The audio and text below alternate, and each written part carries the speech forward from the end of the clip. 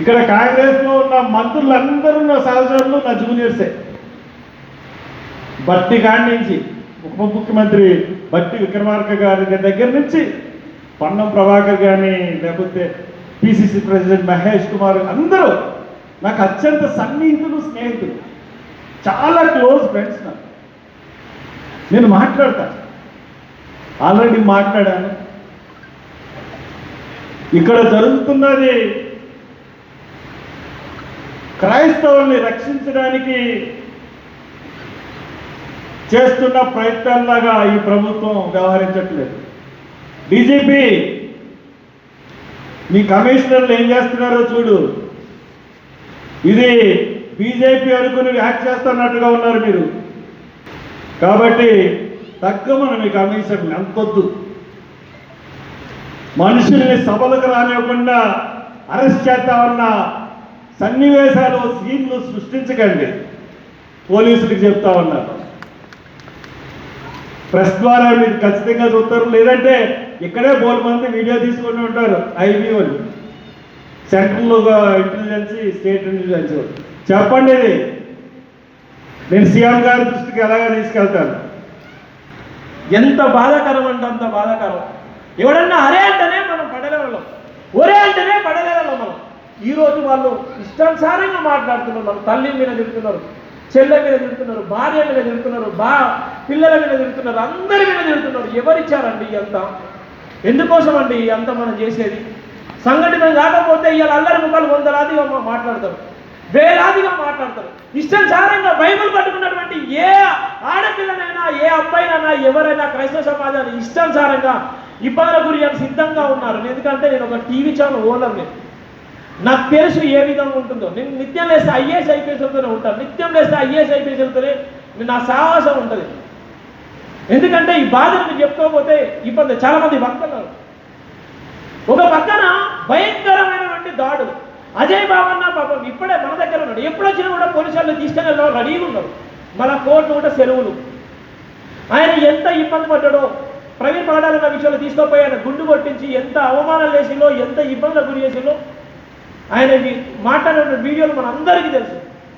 ఈ రోజు కూడా అంత పెద్ద కుట్ర చేస్తున్నా. ఆయన ఉగ్రవాద ఏమన్నా, లేకపోతే కాశ్మీర్లో నేను బాంబులు కలిసిందా, కాశ్మీర్లో అయినా ఎన్కౌంటర్ చేసిందా, ఏం చేశాడు ఆయన? ఏం జరుగుతుంది అసలు? ఇవన్నీ మనం తెలుసుకోకపోతే చాలా చాలా మనం నష్టపోతాం. దయచేసి ఇంకా చాలా మంది మాట్లాడదు. ఎందుకంటే హర్ష కుమార్ సార్ చెప్పిన వాటి mail ID, Rahul Gandhi mail ID, ఉన్నటువంటి సుప్రీంకోర్టు మెయిల్ ఐడి కోసం నేను వెంటనే మేము ఎప్పుడో రాసాము. సారు సోనియా గాంధీ గారికి రాసిన తర్వాత నిరంతరం లైవ్లో మాట్లాడాలంటే అది చెప్తున్నాక చాలా మంది మాట్లాడుతున్నారు. దయచేసి ప్రతి ఒక్కరు కూడా అర్థం చేసుకుంటారని ఆశిస్తున్నా. చాలా మంది భక్తులు ఎవరు కూడా తప్పుగా అర్థం చేసుకోవద్దంటే ఇక్కడనే మర్చిపోండి, యూనిటీగా మాత్రం ఉండాలి. పొద్దున మీతో మాట్లాడిస్తా అన్నాడు. లేదు సార్ ఇప్పుడు మాట్లాడిస్తేనే కదులుతా అంటే రాత్రి టాస్క్ ఫోర్స్ డిఎస్పీ గారు, దాని తర్వాత రాత్రి మఫ్టీలో వచ్చే ఎస్ఐ వాళ్ళు, స్పెషల్ బ్రాంచ్ వాళ్ళు అందరు కలిసి నా దగ్గరకు వచ్చి వీడు రడికల నక్సలైట వీడు ఎవడని నా దగ్గరకు వచ్చారండి. ఆ రాత్రి 12 గంటల రాత్రి నేను అన్నాను, నేను అడ్వకేట్ని సార్, సామాన్యమైన విశ్వాసుల్ని, నేను నా రైట్ అడుగుతున్నా, హక్కునే అడుగుతున్నా అని చెప్పాను. అడగగానే సార్ ఏమనుకోకండి, మీరందరూ కూడా మీరు పొద్దున రండి సార్ అన్నాడు. నేను ఈరోజు ఇక్కడ నుంచి ఇప్పుడు పోతే పొద్దున సుమారు ఒక 500 నుంచి 1000 మంది పోలీస్ స్టేషన్ దాడతారు సార్, నువ్వు తట్టుకోలేవు దాటికని చెప్పాను. దాని తర్వాత రాత్రి సిఐ గారు మాట్లాడి, అన్నా నా బాధ్యత ప్రొద్దున మాట్లాడిస్తాడు. మరి ప్రొద్దున నేను 10-11 గంటల సమయంలో వచ్చిన తర్వాత వీళ్ళందరూ సుమారు ఒక మరి 12 గంటల ప్రాంతంలో చర్చ అయిపోగానే 500 మంది వచ్చారండి. వెంటనే పోలీస్ స్టేషన్ దగ్గరికి వెళ్ళి నిలబడి, మీరు ఇప్పుడు అజయ్ బాబుతో మాట్లాడతారా లేకపోతే మిమ్మల్ని బంధించమంటారా అన్నాడు. లేదు సార్, ఒక 2 నిమిషాలు మాకు టైం ఇవ్వండి అన్నారు. అక్యూజ్డ్కు రైట్ ఉందండి, ఆయన తన కన్సర్న్ అడ్వకేట్తో మాట్లాడుకోవచ్చు, చట్టం చెప్తుంది. నేను చట్టానికి లోపడితే పుస్తకం ఫాలో కావాలన్నాను. ఏమన్నానండి? పుస్తకమే ఫాలో కావాలా? మరి నువ్వు దొంగవా? మరి నువ్వు ఎందుకు మాట్లాడియవన్నాను. వెంటనే 2 నిమిషాలల్లా తన హయ్యర్ ఆఫీసర్తో మాట్లాడిచ్చాడండి. ఎందుకు అది చెప్తున్నానంటే, క్రైస్తవుని కానీ పవర్ మీకు తెలవాలి. ఎక్కడికి పడితే అక్కడికి వచ్చి పోలీసులు నేను రమ్మని మీకు లేదండి. ఒకవేళ సికింద్రాబాద్ నుంచి ఖమ్మం ఒక పోలీసు వాడు బయలుదేరాలంటే మన దగ్గర పాస్పోర్ట్ ఉండాలి. ఏముండాలండి? పాస్పోర్ట్ ఉండాలి. పాస్పోర్ట్ అంటే ఎక్కడి నుంచి ఎక్కడికి వెళ్ళాలా, తన మూమెంట్ రిజిస్టర్ ఏంది, ఎవరొచ్చో ఎటు పోనీకి కాదండి, సంబంధించిన స్టేషన్లో చెప్పాలా, సంబంధించినటువంటి దగ్గర ఒక పేపర్ ఇవ్వాలా, వాడు డ్రెస్ కోడ్ రావాలా, వాడి మీద బ్యాడ్జ్ ఉండాలా, ఎక్కడి నుంచి ఎక్కడికి వెళ్తున్నాడో చెప్పగలగాల. అప్పుడు మాత్రమే వాడు నిజంగా డ్యూటీ చేస్తున్నాడండి. నేను అన్నాను, నువ్వు కిడ్నాప్ చేస్తున్నావు సార్ అని చెప్పాను. తర్వాత మేమేం చేశామంటే వాడి మీద కంటెంప్ట్ ఆఫ్ కోర్ట్ రకరకాల కేసులు ఫైల్ చేశాం. ఆ సంబంధించిన మరి ఎవరైతే అధికారులు ఉన్నారో సస్పెండ్ అవుతారని నేను అనుకుంటున్నానండి. రైట్. అయితే మనము గొప్పతనం కాదండి. నేను ఎందుకు మీకు అందరికీ చైతన్యపరుస్తున్నానంటే, మనము ప్రేజ్ అలాడని వెళ్ళిపోవడం కాదండి. మనం ప్రేజ్ అలాడంటే డెవిల్ రేజ్ ద డెవిల్ అంటుంది. మనం ఏం చేయాలా? యేసు ప్రభు పట్టుకున్నట్టు కొరడా పట్టుకోవాలా.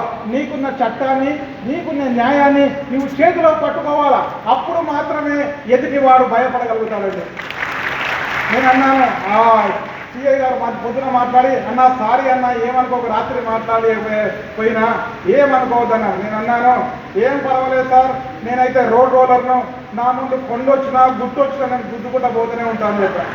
అన్నగారు, ఇప్పుడు ఎట్లా అనిపించింది మన పగడాల గురించి ఈ మీటింగ్? మీకు ఎట్లా అనిపించింది? మంచిగా మంచిగా అనిపించిందా? ఎందుకంటే ఇప్పుడు అందరూ కూడా అవాయిడ్ చేయాలని కోరుకున్నారు, ఈ మీటింగ్ని కావద్దని కోరుకున్నారు అందరూ.